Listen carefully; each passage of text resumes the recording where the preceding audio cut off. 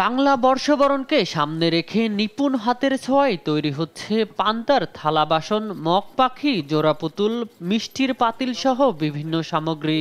পটুয়াখালীর বাউফলের মদনপুরা ইউনিয়নের পালপাড়ার এসব মাটির পণ্য বিখ্যাত প্রায় অর্ধশত বছর ধরে।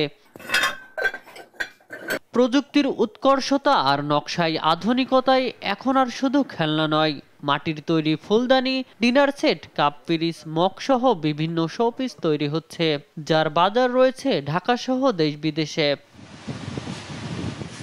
এখানকার মৃৎশিল্পের অন্যতম রূপকার ছিলেন রাজেশ্বর পাল। তিনি আজ বেঁচে না থাকলেও তার প্রতিষ্ঠানে তৈরি পণ্য এখন সরবরাহ করা হচ্ছে আড়ং-এর মতো ঐতিহ্যবাহী প্রতিষ্ঠানে।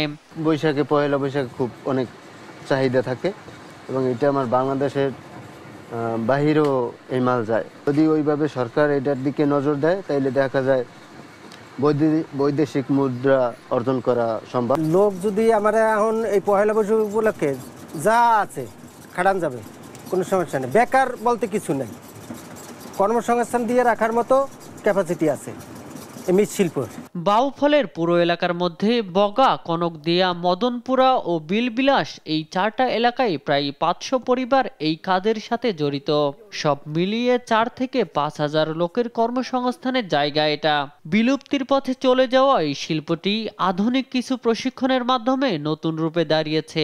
এভারেজে 4 থেকে 5,000 লোকের একটা কর্মসংস্থানের জায়গা। আধুনিক মেশিনারি যদি আমাদের হতো তাহলে আমরা এই কাজটাকে আরো ভালো জায়গায় নিয়ে যেতে পারবো বলে আমি মনে করি।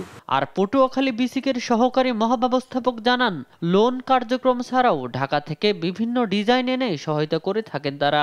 তাদের যে পণ্যটা সেটা এখন বিশ্বমানের পণ্য, তাদের পণ্যটাকে আমরা কিভাবে জিআই পণ্য হিসাবে স্বীকৃতি পেতে পারি সেই জন্য তারা আমাদের কাছে যদি আবেদন করে আমরা বিসিক প্রধান কার্যালয়ের মাধ্যমে জিআই পণ্য হিসাবে এটা স্বীকৃতি পাওয়ার জন্য চেষ্টা চালাবো।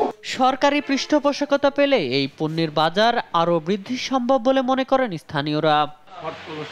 নিউজ ডেস্ক, দেশ টিভি।